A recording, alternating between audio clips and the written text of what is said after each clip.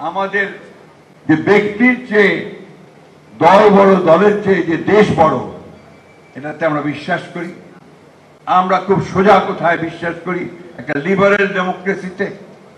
আমরা বিশ্বাস করি যে নির্বাচনের মাধ্যমে ক্ষমতার পরিবর্তন হবে এবং সেই নির্বাচিত সরকারই একমাত্র দেশ চালাবে এবং তার সমস্যাগুলো সমাধান করবে।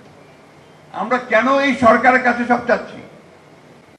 এটা অন্তর্বর্তীকালীন সরকার।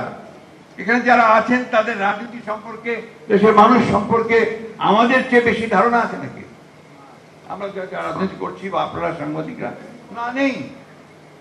কিন্তু আমরা তাদের দায়িত্ব দিয়েছি, তারা তৈরি করুক, তারা আলোচনা করছি, আলোচনা করে যেটা আমাদের কাছে গ্রহণযোগ্য হচ্ছে সেটা আমরা আলোচনা করে নিয়ে নিচ্ছি। আমি খুব আশাবাদী মানুষ। এখানে কে যেন একজন জানতে চেয়েছেন যে নির্বাচন হবে কি হবে না, মান্না হয়। অনেকেই বলেছেন যে হবে না। কেন হবে?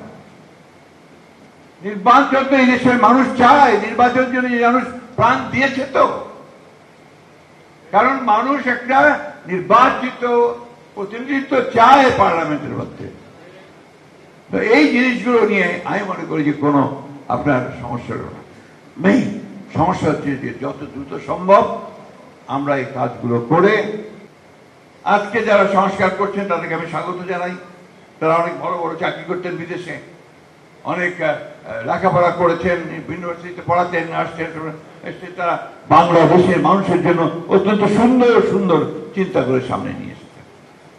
আমরা সেটা প্রপার দেখে আমরা যেটাকে মনে করেছি যে এই দেশের মানুষের সঙ্গে সংগতিপূর্ণ, সেই বিষয়গুলোকে সামনে আনার চেষ্টা করি। এখন আবার কয়েকদিন আগে সরকারের তরফ থেকে আমাদের কাছে মতামত চাওয়া হয়েছে। আমরা গতকাল রাত্রে সেই মতামত পুরো দিয়ে দিয়েছি। তাহলে প্রবলেমটা কোথায়? প্রবলেমটা হচ্ছে যারা দেখতে নারী তার চরণ পাকা। কথাটা বলতে বাধ্য ওরা, কিছু মনে করবেন না। আমি সাংবাদিকদের ভাইদেরও বলবো, আমরা সামান্য লেখাপড়া করেছি।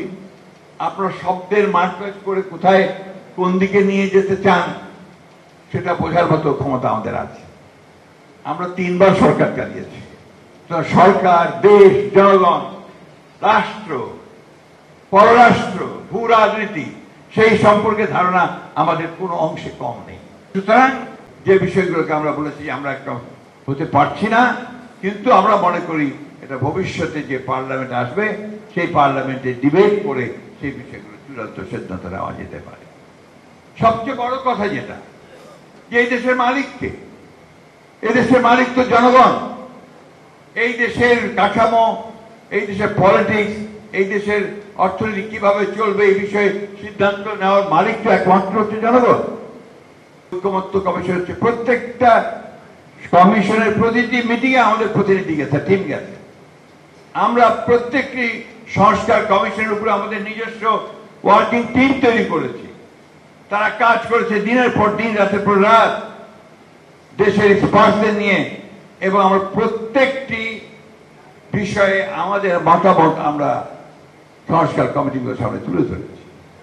এবং কয়েকদিন আগেই সেটা বলেছি প্রেস কনফারেন্স করে যে আমরা কতগুলো বিষয়ের সঙ্গে আমরা একমত, তার মধ্যে দেখা যায় যে ম্যাক্সিমাম বিষয়গুলোর সঙ্গে আমরা একমত হয়েছি। কতগুলো মৌলিক বিষয় আছে